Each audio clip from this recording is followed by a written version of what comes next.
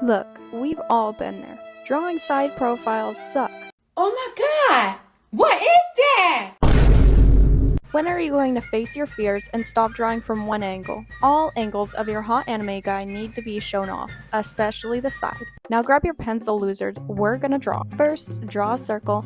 About a quarter of the way down it, we're going to draw a soft less than sign. See, you did use it in real life after all. Make the bottom portion a little longer than the top. Draw a tilted line that reaches the bottom of the circle and run another one halfway through the circle and another for the jaw. This will be your guideline. Now the upper portion of your face is perfection. Oh, and I guess the drawings is too. So perfect that you can just trace it like the lazy artists we are.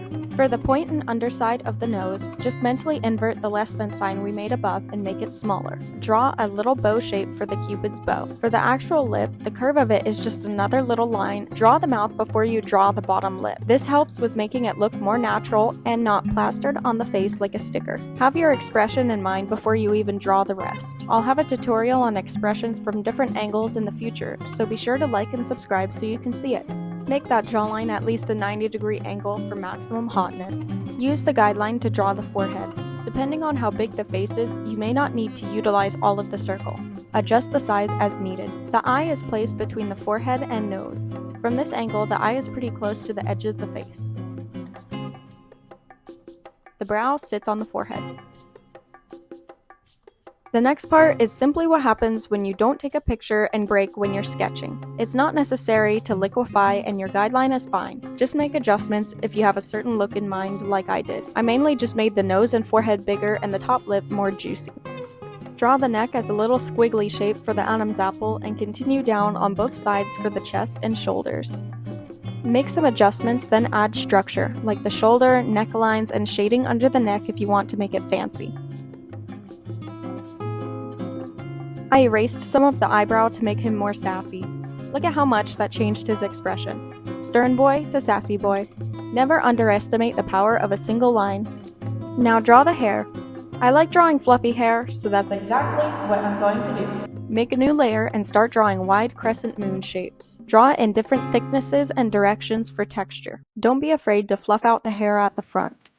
Follow the head's guideline to round off the hair. So, I made my hot anime boy's hair too powerful.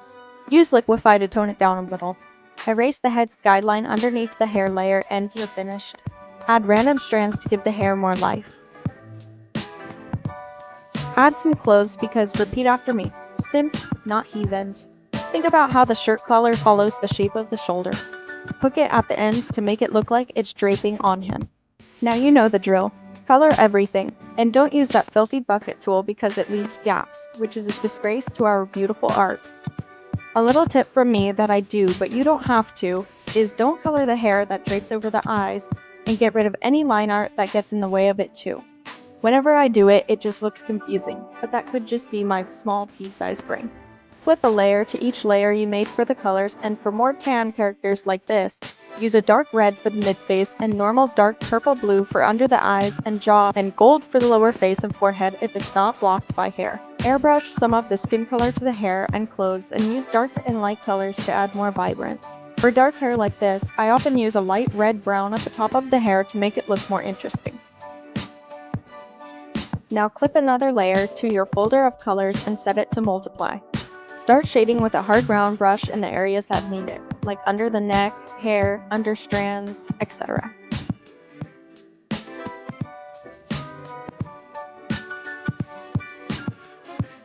You know the drill. Lower the opacity as needed and blend and use the soft eraser to soften some of the shadows.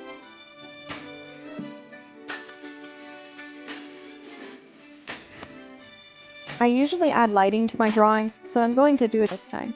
Add another layer above your shading layer and clip it. Set the layer to color dodge or add, whichever one you like.